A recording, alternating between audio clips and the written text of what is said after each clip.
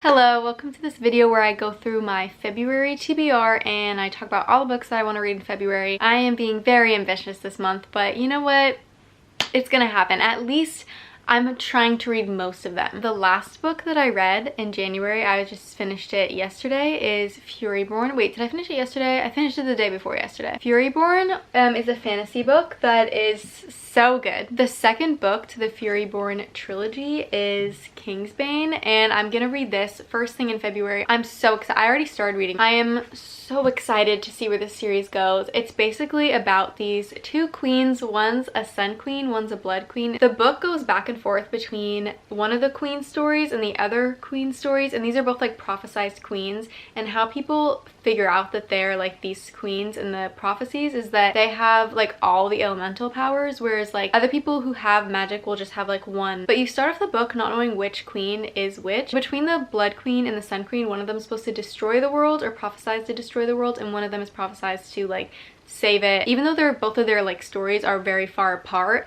they connect in this really interesting way. There's a bit of a found family in both of the sides of the story. It definitely has a bit of world building because like in the very beginning of the book I was like, okay, I need to like get used to this, but once I was really in it, it like was so easy. And what I do is whenever there's like world building at the beginning, I basically just read and kind of just like let things go over my head if I can't completely understand them, but then like eventually I get them. It's just like when you're playing like a board game or something and you don't really know the rules, but then you keep playing and you're like, okay, I've got this now by like partway through the game. On top of having like an amazing plot and like just such a cool world, it also has such a fun, amazing romance. Like, you know, those like the enemies to lovers romances. I just love a good fantasy with an enemies to lovers. That's what I have to say about Furyborn, and I'm just very excited to read the second book. And you know what's kind of cool is it's February, so I wanted to have like a February looking stack with like reds and whites and pinks and stuff. The second book is red, the first book's black, the second book is red,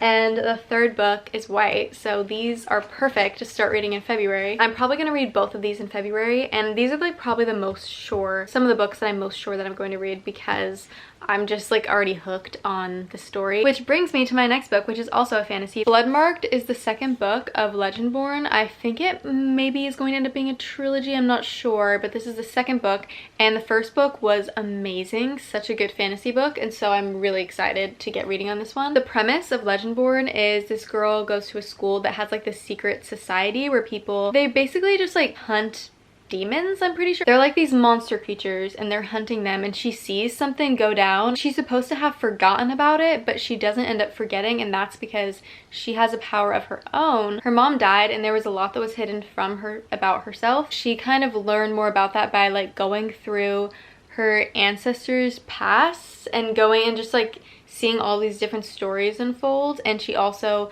like sees her or finds out her power and discovers who she is. And like not only is it just a fantasy, but it's like a coming of age and also like a story of dealing with grief. There's also a love triangle in this that I'm really excited to see where it goes in the next book. It's like not too much intense world building, but it like slowly eases you in. Great fantasy book for people who are just getting into fantasy, but also good for people who have been reading fantasy. I think part of why this is easier to get into than a book like Furyborn is because you're learning about the world with the main character, because she starts off as just like a regular girl, doesn't really know anything about like her powers or anything, and then she discovers this world, and so we're getting brought into it at the same time as her, whereas in Furyborn it's not like that. You're just like immediately in the world. I'm really excited to read. This is the third book. I'm reading it because I want to read it before the third season of Bridgerton, where it's going to be Penelope and Colin. It's romancing Mr. Bridgerton, and I'm just so excited for it. I'm so excited because just even watching the show I'm like, but at the same time Colin, he really deserves to like just have to do so much to get her, because I just like watching him be like, I would never. He's gonna have to make up for that in this book.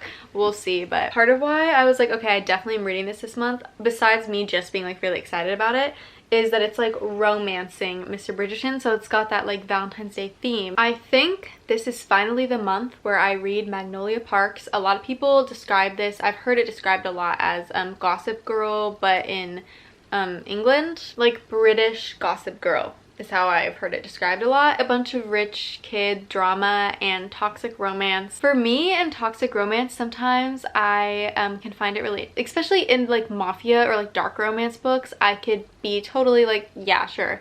But I think even the toxic romances that I read aren't like realistically toxic. They're like, oh, that's crazy, like that's just not ever gonna happen. But this, I think it's like a little bit, from what I've heard, I think it might be like a little bit realistic toxic in some ways, which I don't know how, if I am gonna be good with that, but we will see, because maybe I will be good with it, I don't know, or maybe I'll like still enjoy it even if I'm not like rooting for the characters to be together, which I think will probably end up happening. I probably won't root for them to be, maybe I will, I don't know. Nevertheless, I've been holding this off for a bit too long and I really want to read it, and I really want to read the Daisy Hates book, so I need to read this one if I'm gonna read those ones. I don't know if you actually need to, but I'm just like, okay, I need to do that because I got this one. Another book I want to read is Icebreaker. This is another book that I just was seeing absolutely everywhere. Oh my god, wait, I want to read this soon. This sounds so good. Yes, I did partly choose it because of the pink spine that it has, but it looks so good, and I just read the back and got very excited, so I am pushing this one up on my February TBR because I want to read this soon. Another book I'm so excited to read in February, Highly Suspicious and Unfairly Cute. This is one of my most anticipated reads of 2023. I'm so excited to read it. They used to be friends, and then they both signed up for this camping trip, but they don't know the other. They're not like expecting to be like paired with the other person,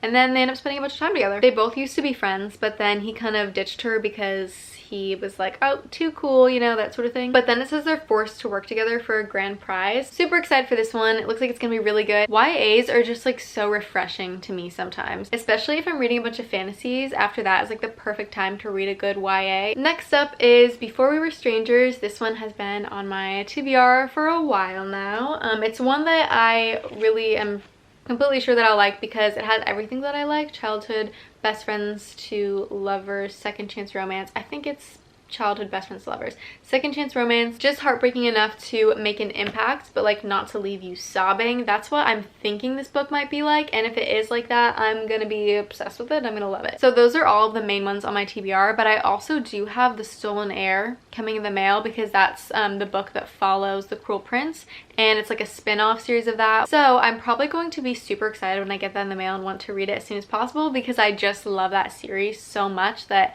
I just have such high hopes for these next books. So that is it for this video. I hope that you enjoyed watching it. All of my links to my social medias are in the description. Subscribe to my channel and like this video if you liked it and you want to see more. I hope you have a good day. Thank you for watching, and I will see you in the next one.